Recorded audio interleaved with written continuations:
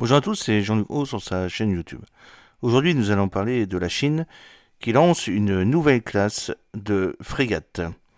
La frégate Luohe, qui est première unité chinoise de type 055B.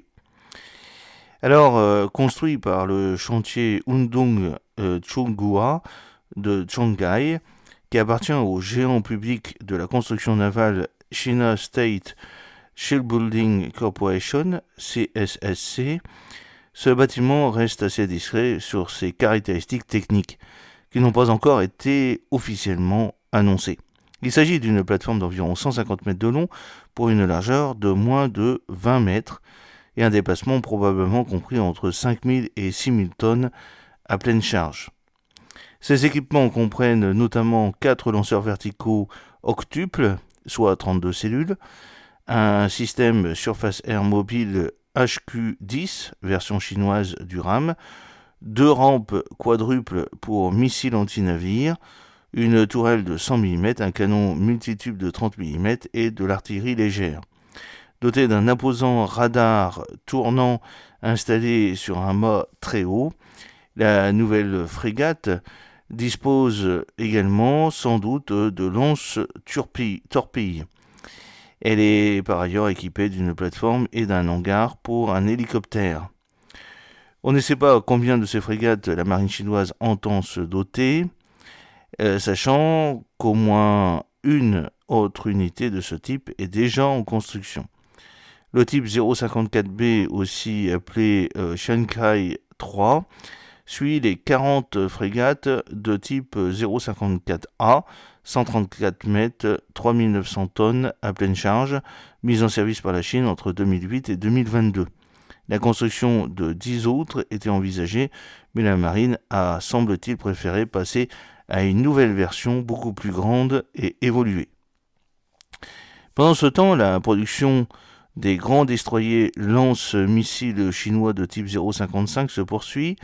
Les 8 premiers de ces bâtiments de 180 mètres et plus de 12 000 TPC sont entrés en flotte entre 2022 et 2023. Au moins 8 autres étaient normalement prévus. Ces nouveaux bâtiments s'ajoutent aux 6 destroyers de type 052C, 155 mètres, 7000 TPC mis en service entre 2005 et 2015 qui ont été suivis par les 25 unités de type 052D, 156 à 161 mètres, plus de 7500 TPC livrés entre 2014 et 2022. On ne sait pas si d'autres ont été construits depuis. La flotte surface chinoise, dans le domaine des unités de premier rang, compte par ailleurs des bâtiments plus anciens, comme les 4 destroyers de type Soren Mansi, 156 mètres, 8000 TPC livrés par la Russie entre 1999 et 2006, les 2 destroyers de type 052B, 155 mètres, 7000 TPC opérationnels depuis 2004, ou encore les 2 destroyers de type 051C, 155 mètres, 7100 TPC entrés en service entre 2006 et 2007.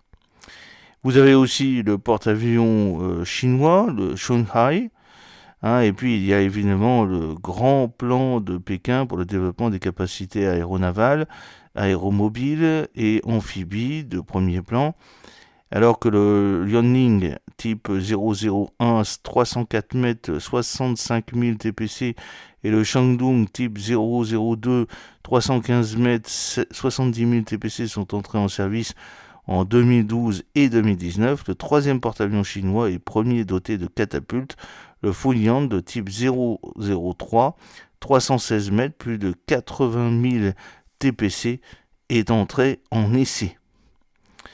Et vous avez aussi le porte-hélicoptère d'assaut chinois de type 075, 3 porte-hélicoptères d'assaut de type 075, 232 mètres, 35 000 TPC ont rejoint la flotte chinoise en 2021 et 2022, alors qu'une unité dérivée, la première du genre équipée d'une catapulte pour la mise en œuvre de drones de combat, a été mise à l'eau le 27 décembre 2024.